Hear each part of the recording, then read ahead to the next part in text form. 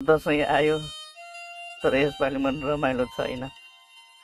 Gen Z आन्दोलनमा 74 जना नेपाली दाजुभाइ र साना साना बाबुहरूले ज्यान गुमाउनु पर्यो। सोच्दा पनि मन कस्तो चिरिन्छ। त्यो 74 वटा घरमा आज दसैँको खुसी होइन, शोक छाएको छ। आमा बाबु अझै छोराछोरीको फोटो अँगालेर रोइरहनु भएको छ।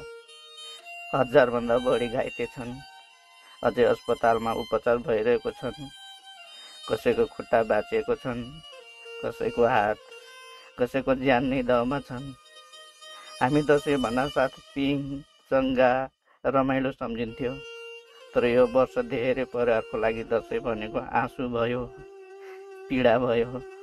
म त्यही भन्न चाहन्छु, ज्यान गुमाउनु भएका आत्मालाई श्रद्धाञ्जली।